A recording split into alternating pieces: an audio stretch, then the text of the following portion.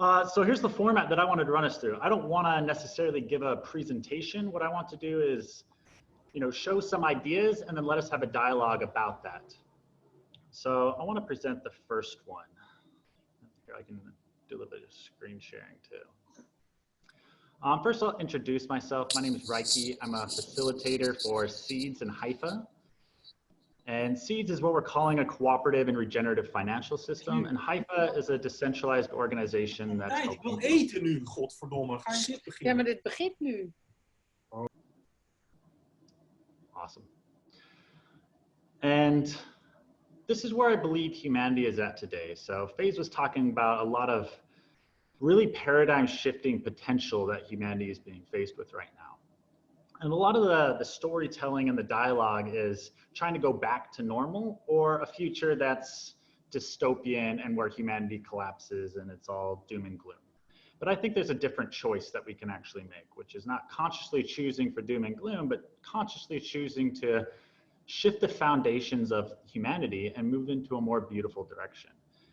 The Black Plague in the medieval times brought about the medieval Renaissance, which led the way for the medieval Enlightenment. And that's what we kind of see throughout history is when these great calamities and catastrophes arise, they always result in some type of paradigm shift taking place. And that's our opportunity right now, is we can go and try and sustain the system that wasn't working, or we can use this as an opportunity to shift the entire foundation of our system.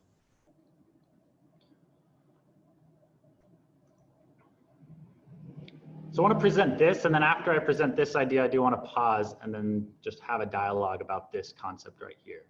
What we see on the left is the typical pyramid structure. And this is the foundation of our civilization. This is what our civilization is built on. Every civilization is predicated on its agricultural base, how it feeds itself.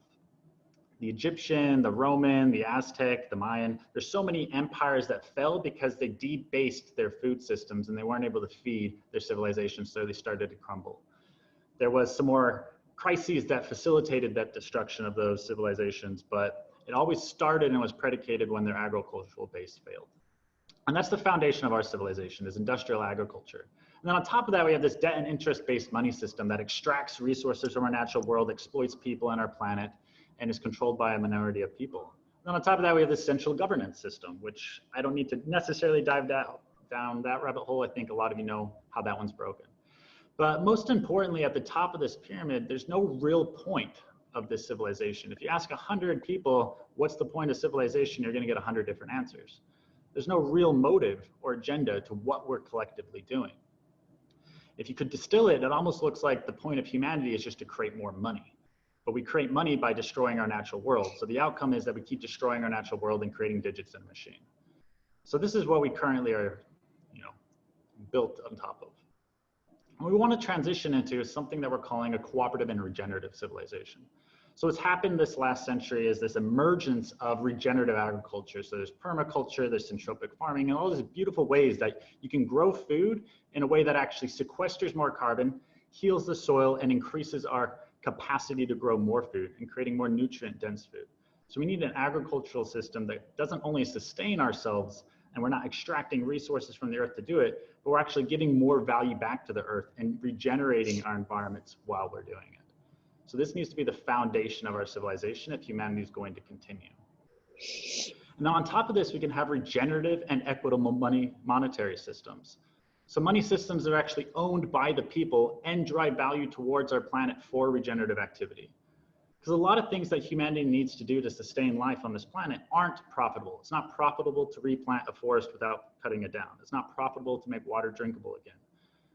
It's not profitable to clean up garbage and oil spills, etc.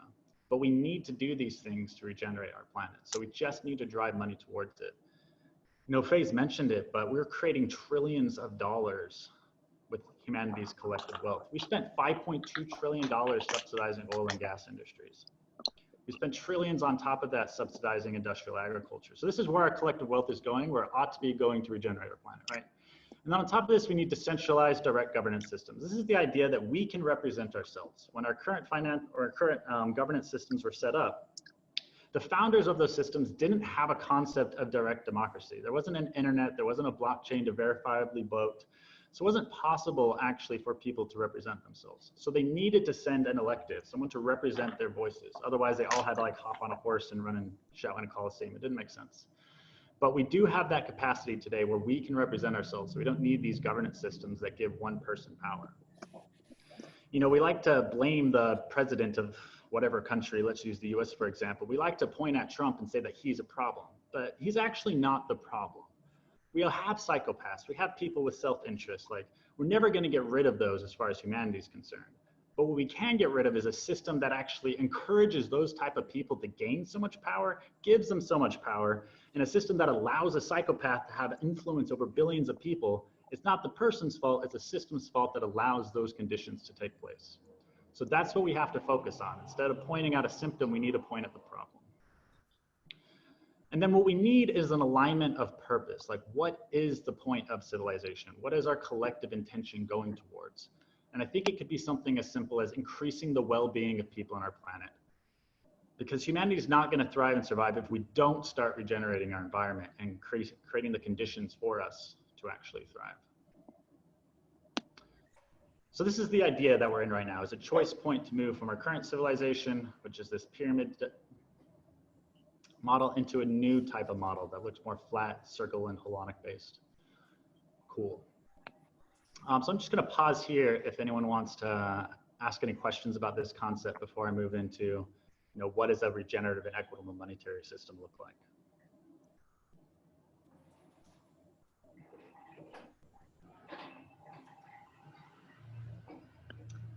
Three, two, Rieki, one. this is Joe Rotundi. Hey, Joe, how's it going? Good, man. So the decentralized direct government, I was just thinking, like, in a sort of libertarian perspective, like, I always think like we don't even need any sort of government at all, decentralized or not. Because is this a majority rule, or is it, like, how does the decentralized government, direct government work? So that's what's so incredible about code-based governance systems, is they could do anything we want them to do because it's code, and we can just shift how that code actually operates.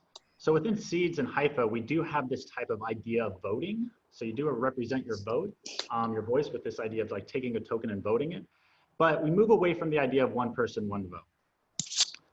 And that's really important. So in a one person, one vote system, that makes sense if everyone's forced into that system. But when we're moving into other systems that are totally voluntary, where you may be part of 20 of them, it doesn't actually make sense to give every single person a single vote, because people are contributing to those systems in different ways. And it also has a lot of drawbacks, like this idea of mob rule, and where half the people are pissed off at one idea and the other half just has to deal with it. So that's the problem with compulsory systems in the first place, and the idea of governance. So government and governance are two different things. Government is an institution that claims authority and power over others, while governance is simply a process of coming to consensus. So, voting where half the people are happy and half the people are sad are one form of governance, but there's a million different forms of governance of how we can come to consensus. And this is something that we're exploring in Seeds and Haifa, where yes, it starts off as this like idea of voting because that's what people are used to. So it's the most comfortable thing to step into. But once we get into an evolutionary governance system, we can keep changing how we come to consensus.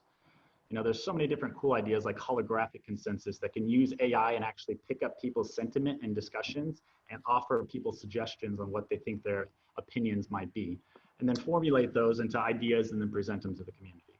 Like, this is what's possible once we start stepping into code-based governance systems. So yeah, it starts off voting, but it could get way better than that. Amazing, cool, thanks. I don't know if that answered your question or brought up 10 more, but.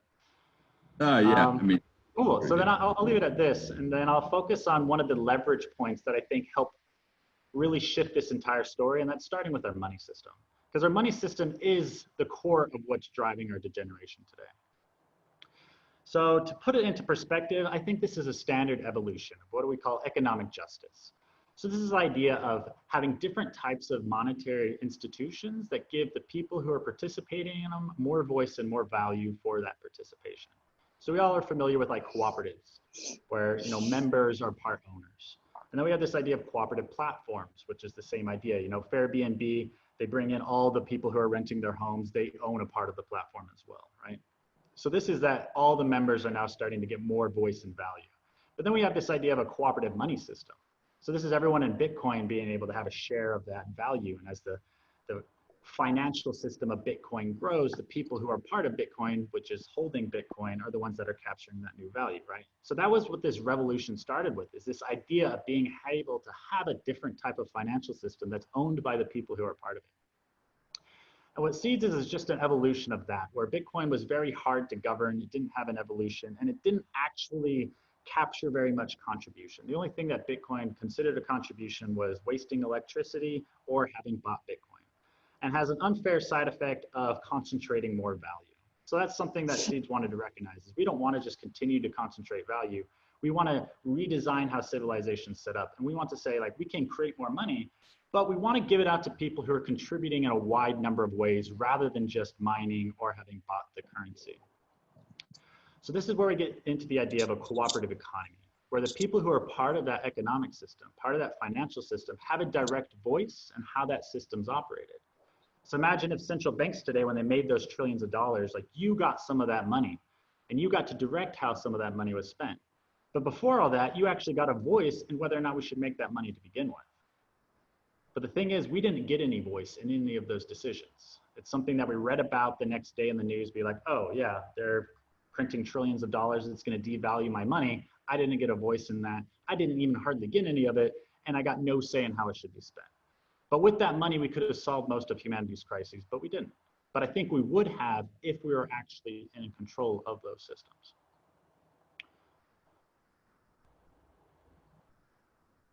And now I'm going to leave it open for a couple questions on this idea of evolving this concept of a cooperative into its, I think, its final form.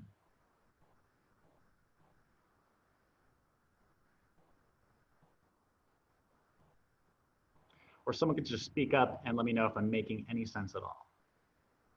I agree, you are. I love the flexibility, Rieki. I just love it because there are so many new technologies coming online, especially around governance and resonance, right? And if you have a governance model based on resonance and a way to measure it, and there's so many wonderful resonant technologies, just go to, you know, the Resonance Technology Group and see what they're doing. But there's also biofield viewer and other things that can measure that in a swarm AI type of governance model that really recognizes how we're coming into resonance on what ideas. Yeah, and using dialogue in that method would really be useful. Thank you. Good job. Yeah, and I'm really glad you pointed that up, because it's this idea of exponentially evolutionary. So once we get into a code-based governance and financial system, we can step away from all these ideas that we have about financial currency. Like right now we have this idea of an exchange needing to take place. You know, a dollar is a unit of account and using that to purchase things. But we can fundamentally shift how that actually works. Imagine if we as humanity just rewarded manufacturers for providing products that people used. We already do this. Like, we track how much you're using your phone or how much you're using, you know, most of these devices. Internet of Things is coming on board today, that we are basically going to track all of the things that you use and know if people are using it. So imagine a civilization that says, okay, if a manufacturer produces things that people are using, we're just going to pay them. And this shifts the entire game, because right now we have this concept of planned obsolescence, which is an idea that a manufacturer has an incentive to build shit to break. It's completely absurd, because they want to sell more stuff. They don't want to build something that lasts forever, because they're not going to sell more things. So we actually built in an incentive to make garbage. But if someone was actually rewarded every time their product was used, now they want to make something that lasts forever, because they're going to earn more money on it. They want to make something that's easily repairable so that it stays up. They actually want to set up sharing economies so that people keep sharing the item, so it's used even more and more and more. And now there's actually incentive to make something that people actually need. We have a whole entire advertising industry that sells shit to people that they don't even need, right? They don't care if they need it. They don't care if it ends up in the garbage or if it ends up into storage. All they care is that someone bought it, okay? But if we actually rewarded people for the use of it, it shifts the entire game, because now those products are no longer profitable, right?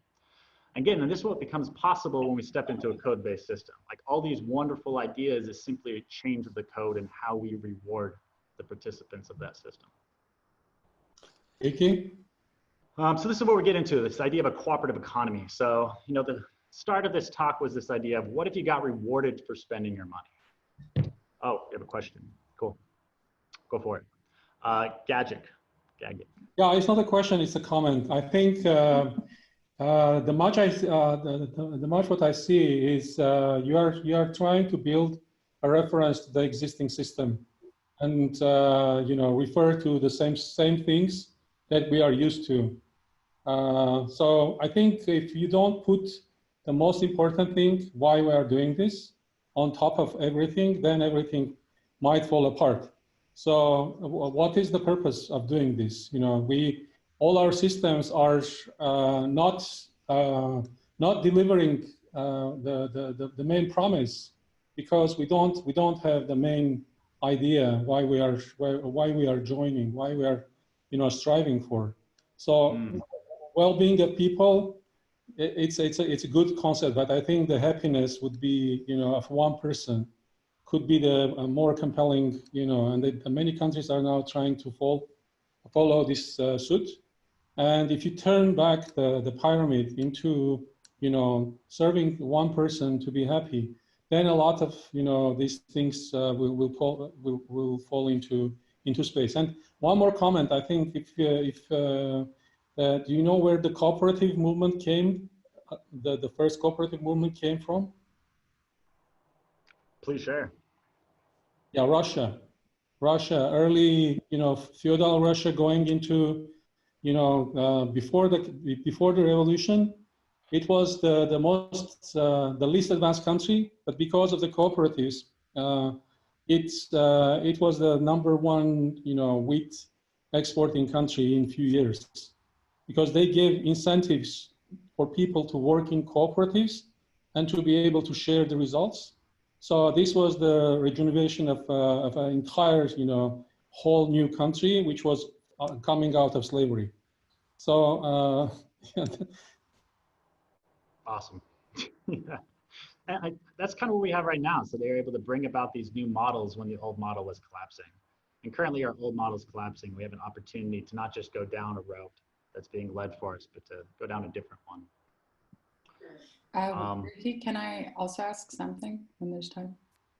Yeah, shoot for it. So you know how, I mean, concerning this now on a local level, can you see or have you explored ideas of how this can be used complementary or together with our current economic system so that it's a smooth transitioning so that people can get used to the process and that it can steadily grow? I'm not sure if you are familiar with the idea of co-investment or you saw the document about it, but that's been something that's been on my mind. Yeah, absolutely. I mean, that's at the forefront of everything we're trying to accomplish here, is that it starts off with what we're already familiar with, so it can be easy to adopt. And it can start off as a, did you cover it? I covered some components of they wanted to know how you get people from the normal economy into a new economy. And I mentioned a handful of tactics like the ethical marketplace we're going to be presenting this to in greenamerica.org and attaching to groups that are already doing it, you know. Yep, awesome. And let me get into a couple of features. So the title of this talk was actually, how do you get rewarded for spending money? So there's a couple of things that, you know, the seeds as a particular economic design can facilitate. So this could happen in our current financial system. So it might sound magical, but it's something that we could already be doing. And currently, or I'll jump into what's possible. So imagine that making exchanges. So today you're typically charged fees, but imagine if the more exchanges you made, the more money you actually earned. Because what you're doing when you're making exchanges, you're facilitating the growth of that economy. You're actually helping that economy grow, which means that that economy could make more currency to facilitate the growth that you're providing. So to get a better, clearer idea of this idea is Bitcoin, when the value of Bitcoin is growing, when more people are demanding that currency, the price of each Bitcoin is going up. But what it could have done is created more Bitcoin when new demand was there, so that the price of each Bitcoin remained more stable. And this is actually what Seeds does. It tries to create an intrinsically stable currency that's actually purchasing power stable. I don't want to get too much into the economics. The idea is we try to create a value stable currency by creating new currency when there's new demand. And then we give this new money out to participants in the economy based on how much they're contributing. And part of contributing to this economy is actually using it. So we have this concept of a better than free currency where there's no fees for spending, but the more you spend, the more money you can earn. And this is what we want to be able to provide, and we are providing into organizations and people, is say, here's a way of doing to make purchases, to be able to have a medium exchange that's not going to charge you fees for doing it, like payment processes today are anywhere from 2.5% to 3.5%. But we're going to actually be able to reward you if your organization is regenerative. So here's this idea that you own a share of this financial system, so you get to be able to participate in the benefits of that financial system. And this is actually how we finance the regeneration of our planet too, because part of that new money that we're growing goes to finance projects that are healing our planet and give interest-free loans to help businesses transition from degenerative practices to regenerative. And this could be focused on regenerative agriculture. So a lot of local farmers and food producers want to use regenerative practices because in the long term it's more productive. But there is this lull a couple of years where they do need transition, and most banks aren't willing to finance that. So we need to finance that. And what this will create is a foundation where these farmers are needing to pay back these loans with seeds. So seeds is then a foundation for food. And that's what we want to build within our currency, is this idea where it's backed by food. So if you're a plumber, you go to someone's house, you make them like, hey, will you accept seeds for your services? You're like, what can I do with these? And if the answer is you buy your dinner tonight, or you can buy really healthy local organic food with it, then it's a currency that might get more use and adoption and help us transition this culture, right? So this is the idea of these levers, is we want to make it 10 times better than our current fiat system. And that's by giving you a share of the value and a voice in it. Next is this idea of a transparent and trustworthy system. The Pentagon, the US Department of Defense, lost $21 trillion. Okay, so this is something that the news were talking about. They're like, yeah, we can't account for that money. So how is this even possible that we're able to lose that much money? Our current financial systems are designed to be extremely opaque, where we don't actually know what's happening behind those closed doors. And what we need to move into is a system that is more transparent, so we can see what's actually happening. And this is what's, when you have a transparent system like that, we get rid of the idea of a bank run. So this is where a lot of new financial systems have failed, where people lose trust in that new money and they try to take their money out of it and banks collapse. But a bank run is only possible if the people lose faith in it. But if you can see everything that's happening, you're not going to lose faith. And if you don't like how it's happening, that's where this is governed by the people. So if the majority of people don't like how this financial system is being governed, they could change it. They don't have to take their money and leave. They can see what's wrong. They can use that governance process to evolve it to better meet their needs, and then they'll prefer to stay. So this is how we create a financial system that doesn't have the problems that old money have had. And we've already talked a little bit about this exponentially evolutionary ideas. Once we get into this system, it starts off with what we're used to, but we can evolve this any way that we would like. There's all these really beautiful ideas for civilization, like resource-based economy or Venus Project, or we can go on. But why these things have stalled is they were too different from our current system. There wasn't a bridge or an easy pathway to get into them, so that it just remained this really beautiful idea. And that's what we need to do with the current systems, is we may need to start off where people are at, bring everyone into it. So now we're on this bridge, but instead of the bridge telling us where we get to go, we get to design where that bridge actually leads us together. So, the idea of seeds isn't to say we know the future. What we're saying is we're providing tools that allow us to come together and use our collective wisdom to co-create a better future, one that we're in control of and we get the value out of it. And by we, I mean all of us, not a select group of people. I mean everyone who wants to participate and contribute gets part of this. Cool. I'm going to pause that for a second and see if there's any questions on any of that. Yeah, Rieki, thanks for sharing. Yeah. It would be great to get your thoughts. Yeah, it would be great to get your thoughts on how you look at the energy world, where rather than the benefit to society and to the planet in general is from the usage of the electricity, Actually, the higher benefit is from, right, what they call the negawatt, right, the non-usage, right, or you know, the way that they put a price on carbon. Again, so it's trying to prevent people from using it. How do you see seeds working through incentivizing non-use? Wow. That's a really good question, and I've never even considered that, so I can't say I have an answer. How we generally approach seeds isn't to try to disincentivize things, we just try to incentivize the inverse of it. So what we try to do is, instead of saying pollution is bad, we're going to punish you for it, we try to say regeneration is good, we're going to reward you for it. So if we're saying creating excess... Wait. You're muted. Oh.